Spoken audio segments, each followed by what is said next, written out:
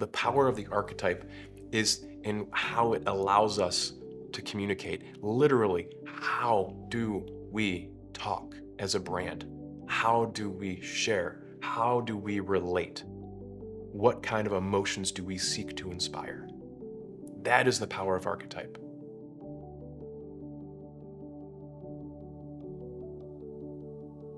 Imagine for a minute, if you can, that you're in a store, like a candy store, and you're choosing candy. The shelves are lined with countless options. And here's the thing, like if you're not, a 6-year-old or 5-year-old, when you're an adult, you're going to be reaching for probably the same candy every time because you've figured out what you want. You have all these countless options, and yet, you're always reaching for the same brand every time. Why is that? Well, you probably like the flavor, but here's the thing. All of those brands have different versions of the same flavors. You've got, a lemon candy and from multiple different brands, a chocolate candy, a milk chocolate, something with hot chili peppers in it, all kinds of stuff. You have basically limitless options, and yet you're always going for the same one. Why are we doing that? It's because we have a relationship with that brand. Just like you have a relationship with the people in your life. I mean, it's the same thing with cars. People are drawn to whatever car. It's this guy's a Ford pickup truck guy. She only, drives a Subaru with her family. Whatever it is, we tend to make those same decisions with the same brands over and over again. And why do we do that? It's because we have relationships with those brands, just like we have relationships with the people in our life. We're comfortable with them. We know them. We have feelings. Feelings are really important. We have feelings of certainty that we're going to get exactly what it is that we want, that the problem that we have is going to be solved. So the thing at play here is that this isn't about taste. Ultimately, this is about those feelings and those memories that we have those associations with. Automotive is an easy example. People have really, really durable relationships with the automotive brands that they buy from, with the car companies that they choose.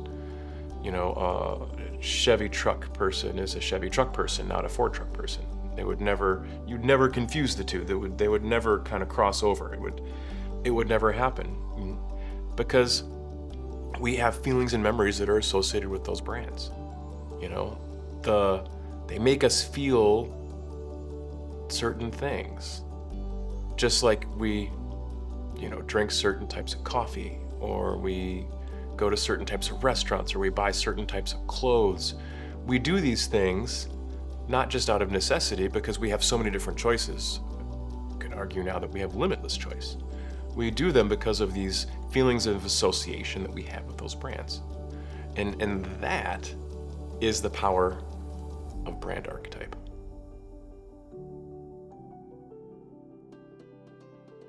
Consider for a minute this: a brand that has no clear identity versus a brand with a strong archetype. I would argue that this is the difference between good marketing, entry-level marketing, effective marketing, and highly effective, brilliant, great marketing. It's not just in how you use the tactics. It's not just in what you do with the words or the videos that you make. It's that clear identity, that clear personality that people feel that they're engaging with. That difference is creating something that resonates more deeply with the audience, that builds loyalty and trust. When we know what we're going to expect from the brand and that the brand is going to deliver it, then we will trust it. We will buy from it, and we'll come back to it over and over and over again because we know what we're going to get, because we're confident in what we're going to get. But that confidence isn't just in the product or the service and the delivery of it, it's also in the communication of it. And that's everything. The archetypes, they're so critical for marketing, but I just want to broaden the scope here for a second. The archetypes, I would argue, are just important and critical for the business itself. When customer service knows this is the brand that we are, let's pick one, we're a ruler brand, right? When everyone knows that we're a ruler brand, then we're going to be using systems and processes. We're going to be speaking to systems and processes. We're going to give room for our customers or clients to use those same systems and processes. We're going to make room for everyone to thrive. We're going to talk about how everyone's going to thrive when we do it together. We're going to use ruler language together, whether it's customer service, whether it's social media, whether it's, OTT, or it doesn't matter what it is. It's that consistent projection of this is who we collectively as a brand are, and this is how you relate to us. And this is the power of the archetypes. It is, forgive me for a minute, the least marketing bullshit brand exercise there is, because everyone knows a caretaker. Everyone knows a hero. I don't have to define them for you. That's how powerful these things are. And when you know that your brand is a hero brand, FedEx, it's consistent. We all know it. The brands that we struggle with, and I'm gonna throw some shade on one of the most hated brands in America, which is Comcast. Why do people dislike Comcast so much? It's not because of the service or the cost. It's because they have a tagline that says Comcast cares, and then anyone who's been on customer support with them knows that they don't. The problem is not that they're actually doing anything wrong. The problem is the disconnect between what they say and what they do. And that's what Archetype does. It lets us bring these together. It lets us bring everyone together to understand that this is who we are. This is who our company is. This is who our brand is. This is how we relate to everyone, to our employees, to our investors, and ultimately, and most importantly, to our audiences, our customers, our clients. This is why the archetypes are so important, because it allows us to resonate deeply with audience. It lets us build out that loyalty and that trust when we tell them this is who we are. And then we show them this is who we are, and then our actions demonstrate this is who we are, then they believe in it, they believe in us. And you know what? Magical things happen. They start to do things like they tell their friends and their family. And then everything gets better, more interesting, because we've embraced that consistency of understanding who it is that we actually are. Carl Jung has 12 archetypes that are, if you will, sort of preconditions or precursors to personality. And each of those 12 archetypes is seeking to accomplish a fundamental motivation. Jung believed, and I think he's right, that there are 4 fundamental motivations that drive all human behavior. And I agree with this because years and years of thinking about this as a branding expert, I can't find things below it. The motivations are relatively straightforward, and we're all familiar with them because we all have all 4 motivations in us, and so does every brand. But there is always one motivation that is loudest, that is most important, that drives us. In no particular order, there's the motivation to organize the chaos of the world. The world is a chaotic place. We need to organize it. We need to make it better. And then there's the motivation to connect with others. The world is a lonely place. We need to connect with others because that is our purpose. And then there is the leaving a mark, a legacy, because we're here today and gone tomorrow. So we need to, one way or another, have a legacy that completely changes and transforms the world or something as a result of our time here. And then there's the meaning, right? The motivation to create meaning, to find meaning, to understand meaning, and to share that, because that is why we're here. That is the purpose. These 4 fundamental motivations that drive behavior. And Jung believed that for each of these motivations, there are 3 different strategies, fundamental strategies for realizing that behavior. Each archetype is unique because of the combination of traits that it has and the way they interact with each other. Any trait you find in one can be found in another, usually more than one other. And so this is why we believe in a facilitated workshopping process to understand the archetype, because people and brands, we're not defined by our dominant archetype, what we are, we're defined by that archetype, and we're defined by the adjacents, the archetypes that we could be.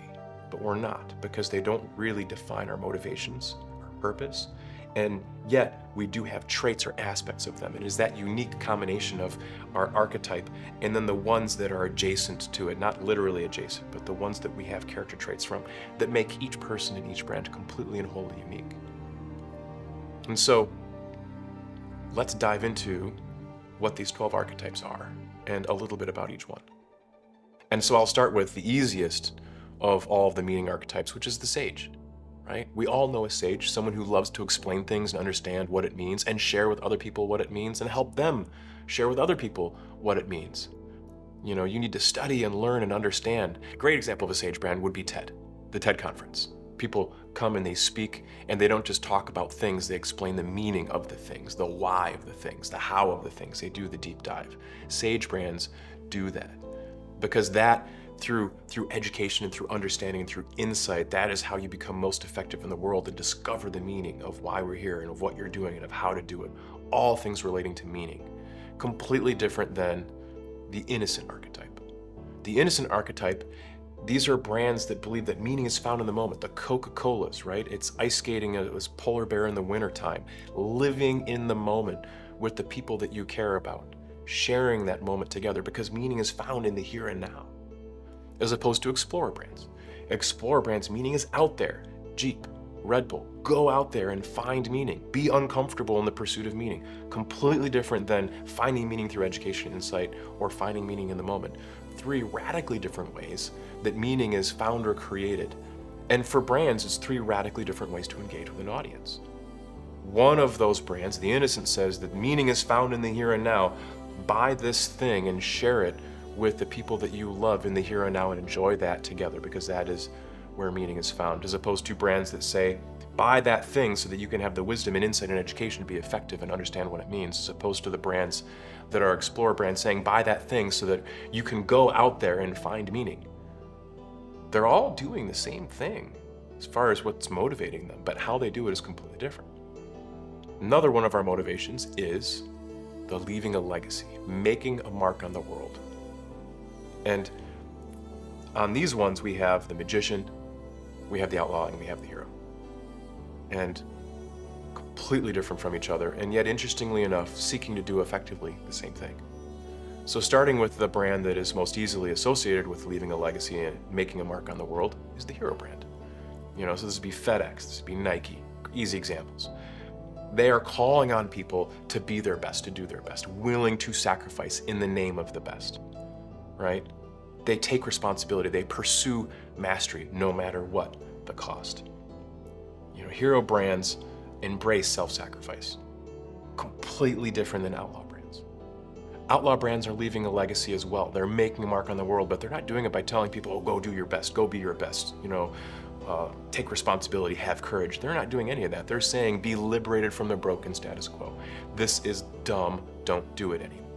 Harley Davidson, find freedom, get out there, liberate yourself from your office and get on a motorcycle. MTV, don't listen to your parents' music, listen to your music. It's liberating people. That is how that legacy is created. That is that mark on the world. Completely different from magician brands. Walt Disney is a great example of a magician brand. Doing what others say is impossible, achieving the impossible, showing a path for change, for growth, to get to where you've never been before, doing what you've never done before. Sounds kind of like an explorer, actually, right? Because it's that whole path and going out there and changing. But it's not, because it's not about meaning, it's about transformation. It's about making fundamentally different, doing what others say cannot be done. That is how the legacy is left. That is how the world is transformed. Completely different than liberating people from the broken status quo, and completely different from calling on people to be the best at what they do. Instead, magician brands are doing for them. All three of them are leaving a legacy for the world, on the world, but all three of them are doing it in a completely different way. So there's the motivation to connect with others. The world is a lonely place. We need to connect with others because that is purpose, that is motivation, that is why we're here. The first one we have that is easy to identify is the everyman, room for everybody, right? Egalitarian, Budweiser, this Bud is for you. Wrangler jeans, everyone can fit into a pair of jeans. Everyone can belong, right? Connection is through belonging. Completely different than the jester archetype. Connecting with others is found in the moment. It's found through the pleasures of the moment, whether that is maybe laughing at a stand-up comedian or a great meal or a concert. It's humor, it's irreverence, it's these things that unite us together in those moments because that is where the connection is. It's interesting because a jester archetype can look in many ways like an innocent archetype in the sense that both of them are calling on people to live in the moment, but they're doing it for completely different reasons. While the jester says the moment is where we connect with each other, the innocent is saying the moment is where meaning is found, which is very, very different. And then the third archetype on connecting with others is lover, right? Or the confidant. These are brands like Coco Chanel or Hermes. These are intimate brands. It is a one-on-one relationship, just me and you, and I'm going to make you feel more desirable and help you connect with others better. Completely different than the everyman, where it's about everybody connecting, and completely different than the jester, where it's about connecting with the experience in the moment. It's a very one-on-one relationship, 3 completely different ways to really understand and ultimately realize that motivation to connect with others. The world is chaotic, and the motivation to organize chaos is what drives the caregiver, the ruler, and the creator or the artist.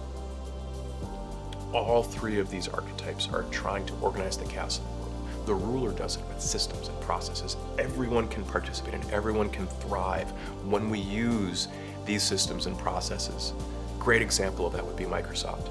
If you work within Microsoft, then you will thrive, you will do well. Or American Express. There is only one way to do this well, and that is the American Express way.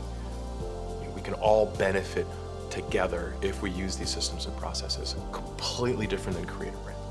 Creator brands or artist brands, they give people the tools to do it, whether it is to organize the chaos of our own creativity, like Adobe or Lego giving us the tools to express that appropriately, or whether it's the tools that Apple gives us to organize our communications and our work. It's giving us those tools as opposed to giving us systems and processes to share and use. Completely different than caregiver brands or caretaker brands. These are brands that are doing it for us. It's service. They're protecting us from harm. They're doing for us that we cannot do for ourselves. Tom's of Maine is a great example of that. Campbell's Soup, Walgreens, Volvo, keeping you safe from harm. That is how you organize the chaos of the world. 3 radically and completely different ways of accomplishing what is in the end the same motivation. Understanding the 4 universal motivations and then the 12 union archetypes that are effectively the strategies for realizing those motivations and the precursors to personality. I want to be clear that implementing a brand archetype, this is a journey. This is not something that you know what it is, you have what it is, and you're done. It is something that evolves over time, just like real people's real personalities do. It starts with an understanding of what your brand's core values are and that emotional connection that you need to build with your audience. I caution, don't choose the archetype that you think your audience wants. You need to inhabit the archetype that your brand probably already is. If your business has been around for a while and it has a stable customer or client base, you already have an archetype. It just doesn't have a label. You might not have discovered it or put a label on it or a name on it, but it's there. And so investigate that relationship that you have with all of your different audiences and try to understand what that label is, because once you can label it and identify it, then you can really capitalize on it and use it. And this is why at Dexia we do workshops and brainstorming sessions, because we want to help you identify your brand's archetype. It's really hard to do alone, because it's like looking into a mirror and trying to determine your own personality. It helps when you have a guide, when you have someone who has the role of an objective observer to listen and to engage and to help draw out what these things are. There's all kinds of things that can be done. There's visual aids, there's mood boards, there's storytelling techniques. All of these things can bring your archetype to life. They can drive not just your creative, but they can really ultimately drive the relationship that your company itself has with the larger community that it inhabits. Once defined, your brand archetype will consistently be reflected in all of your marketing efforts if you allow it to. From your logo to your tagline to your advertisements to your customer interactions, I can't reinforce this enough. The power of the archetype is in how it allows us to communicate. Literally, how do we talk as a brand? How do we share? How do we relate? What kind of emotions do we seek to inspire? That is the power of archetype. It's the emotional resonance that we can build. And the crazy part is the ability to do it consistently. Because when we know what it is and we can label it, we can do it consistently. When you tell your customer service team that we are a magician archetype, we want to show people a path for change. We want to transform their lives and trajectories for the better. That's not marketing bullshit, that's real. And they can take that to when they answer the phone or when they're talking on chat. That's a straightforward thing that they can use. And the same thing for the board or for the executives. When it's the HR team and they're hiring, when you know that you're a magician brand, then you don't want to hire magicians because that's not a good idea. But you want people to understand who they're joining, who they're participating with. This is the kind of company that we are. We are trying to transform the lives of our customers. We're trying to make it better. We're trying to show that path for change. Do you want to participate in a company like that? That's the power of Archetype. It's in hiring. It's in investors. When you are pitching to investors, we are a magician brand. We are not just rendering this service to the world or creating this product for the world, but we are trying to change it for the better. We are trying to leave a legacy. Do you want to invest in something like that? This is completely different than if it's a creator brand. We are making a tool to help people make things better. Do you want to be a part of a company that is giving people this fantastic tool? This ability to do something that they couldn't do before? Would you like to invest in a company? We have this fantastic tool that will organize the chaos of people's lives, that will help them in this particular way. You can see how this folds out across all of the different audiences. This is the power of Archetypes. The power of Archetypes is in business itself.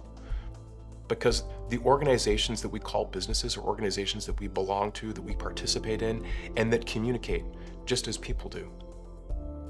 And because of that, they create feelings in us, feelings of loyalty, feelings of approbation, all kinds of things.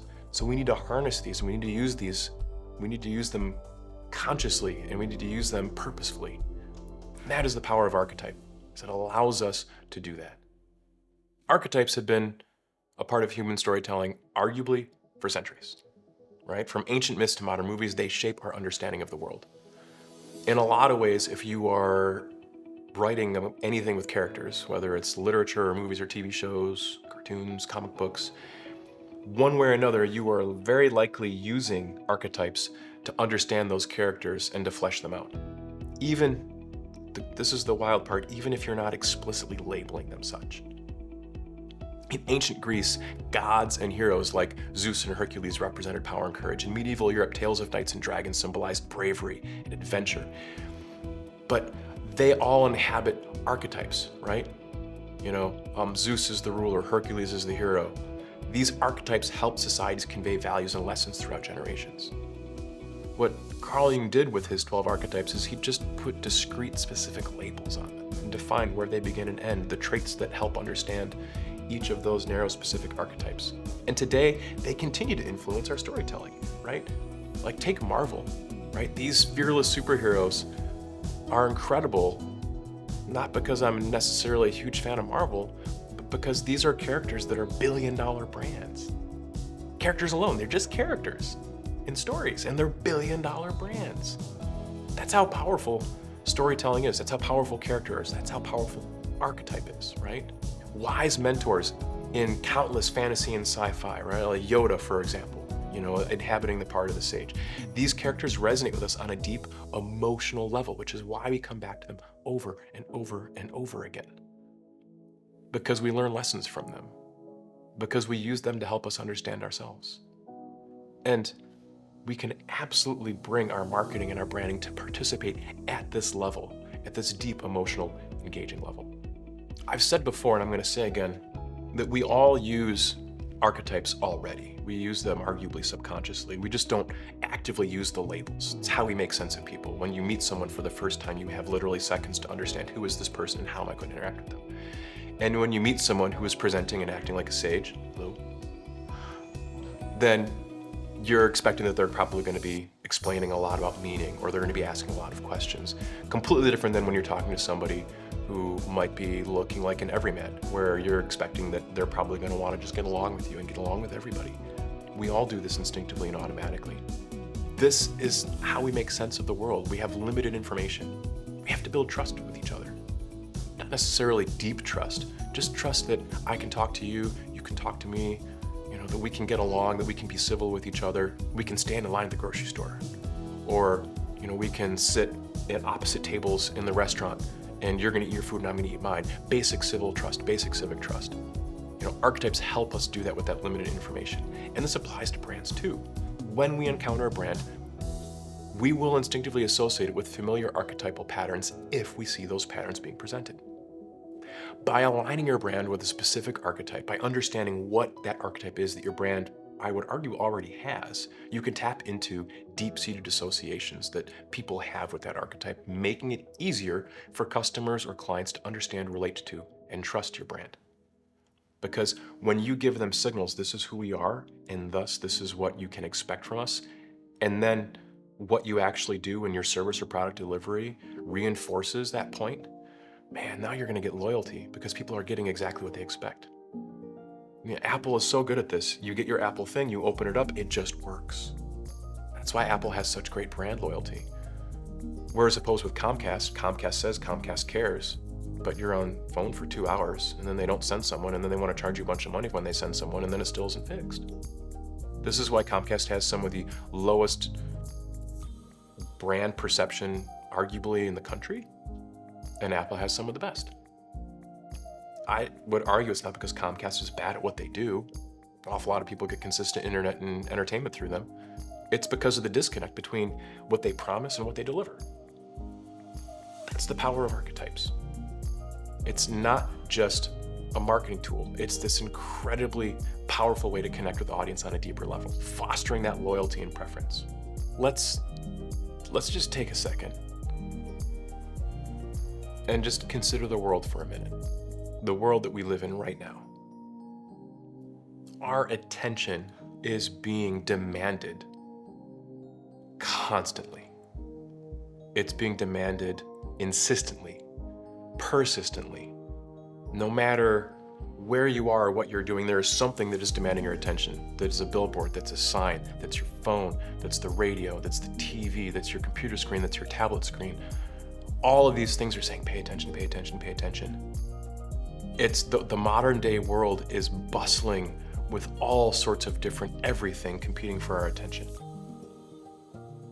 And this is why the archetype is so important, because the archetype, knowing your archetype will help your brand connect with your audience on that deeper level.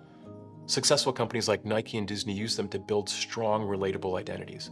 Disney has fully and completely embraced the magician archetype.